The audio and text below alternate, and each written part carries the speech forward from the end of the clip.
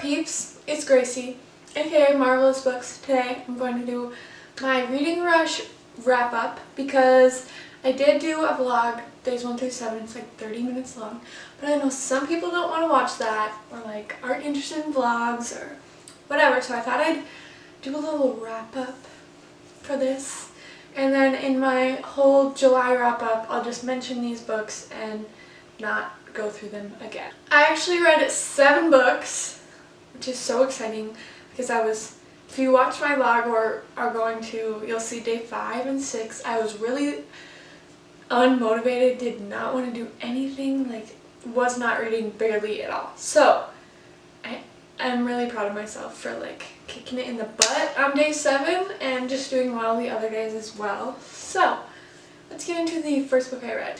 The first book I read was for the challenge of read a book that you meant to read last year, and so I had picked Monsters of Men by Patrick Ness. This is a 600-page book, and I was like, oof, can I do this? But I actually read this whole book on the first day. It went super fast. One of the easier, this is the easiest, maybe one of the easier reads of the readathon for me, which is really surprising. This is the 3rd book in the Chaos Walking trilogy, which is going to be a movie next year. It's supposed to be this year, but they moved it to next year, starring Tom Holland, my favorite man ever, as the main character Todd. So I wanted to finish this series before the movie comes out. I think the movie might just be covering the 1st book, but I still wanted to read the whole series. I really enjoyed this book. This is, like I said, the 3rd book in the trilogy, so the last one. I give it 4.25 stars. I give the other 2 in the trilogy a 4.75, so this was definitely my least favorite. I think it ended slightly too open for me. I often really love open endings, but for this I was kind of like, I wanted more. And also it seemed very repetitive within itself. There were parts in here, it was like halfway through something would happen, then it would be resolved, and then like another 40 pages later that same type of thing, almost the same thing would happen, and then it would be resolved, and that would keep happening until the end there was something kind of different, but not that different. So basically it was just a little repetitive for me, but I really enjoyed this series. Highly recommend it to anyone who's not usually a huge sci-fi dystopian fan, because I'm usually not, and I thought this series was amazing, and picturing Tom Holland as the main character made it even better for me. The 2nd book I read during the readathon was Hold Still by Nina LaCour, which I gave a full 5 stars, my only 5-star read of the readathon. I love this book so much. If you watch my vlog or are going to, you will see me bawling about this book. I think I had like a 6-minute clip of me bawling, and I edited it down to like half at least, because I was just sitting there crying and talking about, oh my eye itches, and talking about how much like this book meant to me. And if you have me on Goodreads, if you don't, I'm Marvelous Books on Goodreads, it's in the description. Check out my review for this because it kind of explains my thoughts better. But this book is about Caitlin, whose best friend recently killed herself, and it follows a year of Caitlin's life afterwards and how she deals with it and the people around her deal with it, and her guilt, her survivor's guilt, things like that. It's a very difficult read. Trigger warning for suicide, mention of self-harm, depression, mental health issues in general, but I really highly recommend this book. The 3rd book I read was Blanca y Roja by Anna Marie McLemore. This is the last Anna Marie McLemore book I had to read before I completed all of her published books so far. This book is about 2 sisters, and every generation in their family, every family in their family, if that makes sense, has 2 daughters, and by the younger one's 15th birthday, one of them usually is taken to become a swan for the rest of her life. So Roja has been known to the family as definitely the one who's going to be taken. She's the troublemaker, kind of emo, grungy type one. Blanca is just so perfect and beautiful and sweet, but Blanca is really determined to protect her sister from becoming a swan and will do anything to sacrifice herself instead. This book is really amazing. It has a genderqueer main character as well, which is really exciting, but most Anne Marie McLemore's books have genderqueer, trans, some type of genderqueer character, which is really means a lot to me because I love that representation. There's also some discussion about menstruation periods in here, which is really interesting because you don't see that a lot in books, especially a magical realism book. You know, like I feel like more in contemporary if it is there, and if it's not, there's barely anything that I've read. But I think it's a really important discussion.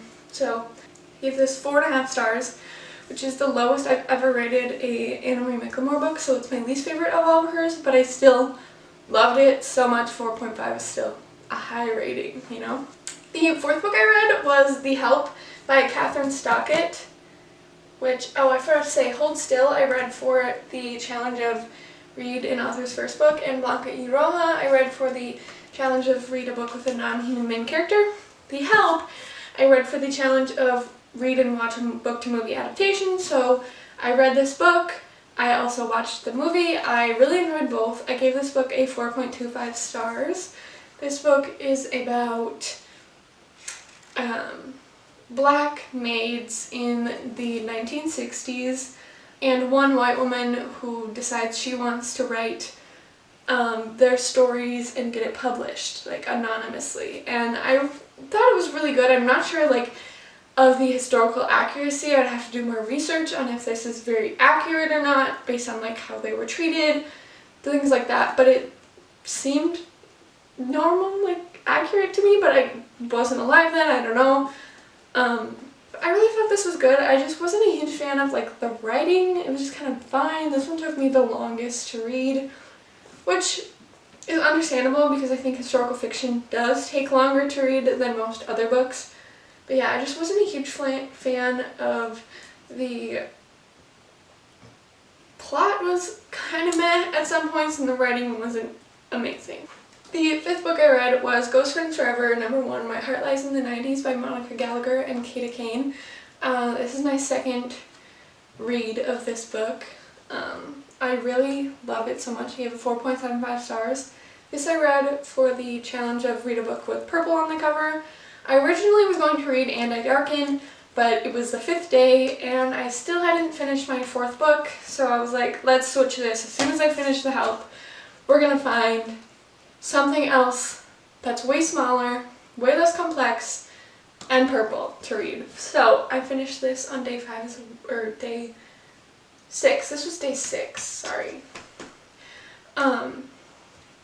I really love this. It's about a girl named Sophia Green Campos whose parents recently split up. They had owned, like, a paranormal investigation company, and Sophia decides that she wants to continue on her own even though her parents are separated, and she finds a ghost named Whitney near a bridge on her way to school, and kind of has, like, a little romance with her, and it's really adorable. It's super short. There's a second one out that I need to order from Book Outlet because these are so good. I really love them. The 6th book I read was Anthem by Ayn Rand, which I gave 4.75 stars. I really loved this book so much. I read this book all in the same spot, so for that challenge I read out on my porch. I loved this book and I wasn't expecting to. We had to read this for summer homework for honors English next year, so I wasn't expecting to, like, love it, because I think I oftentimes like and enjoy books that my teachers enjoy, I guess, or, like, have us read, but this is definitely my favorite. This is about equality. He has a number 2, but equality, I'm just going to call him Equality.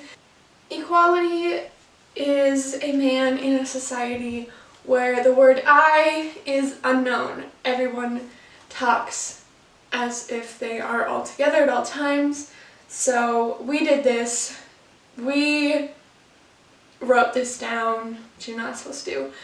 We were a street sweeper, when really they're talking about themselves only. So it's really interesting, but equality kind of finds some things out and is on a journey to discover the word I in individuality. It's a really short book. It's about 100 pages, I think 105 pages, but this was my favorite book I've ever read or been required to read for school. Not my favorite book ever, but favorite book that I've been required to read. I thought it was so good. I loved like the themes it explored, and really interesting because I'm not usually a dystopian person, but I read 2 dystopian this readathon and really enjoyed them both, so that's interesting.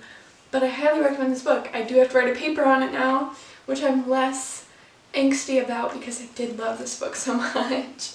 So the final book I read during the readathon was my least favorite book of the readathon, and that was The Loneliest Girl in the Universe by Lauren James. I gave this a 3.75 stars, so my lowest out of all of them. I had a 4.25, a 5, a 4.5, a 4.25, 4.75, a 4.75, and a 3.75. So this book is about Romy, who was born on a spaceship and has lived on the spaceship her whole life, and now she's alone due to her parents' death and something else that seems to be haunting her that you're not quite sure of yet. Then she receives news from her therapist back on Earth that there will be another ship joining her soon. They have better technology and this ship is faster, and they will get to where they're going even faster. So she's excited. She talks to this boy who is on the ship coming to her, and she's just happy to not be alone, not feel so anxious all the time. But then something starts to feel a little weird. So I really enjoyed like the idea of this book and the concept. I thought it was really unique, but overall I did not like the writing. It didn't like give me a thrill at all, and it was supposed to be like a space thriller kind of. I don't know, it was just fine, like meh. I don't know, I would maybe recommend it if you don't like being too scared for thrillers and also really like sci-fi stuff, but again, I'm not usually a huge sci-fi fan, and I really like things to actually scare me, and this didn't, so that's probably why I didn't like it that much. Here are the 7 books I read during the reading rush. I'm really happy with that. I think it ended up being over like 2,100 pages, which is crazy. So yeah, thank you guys so much for watching. Let me know what books you let me know what books you guys read during the reading rush, and if you had a favorite from the week. Please subscribe if you haven't already, like and comment. See you guys later. Bye!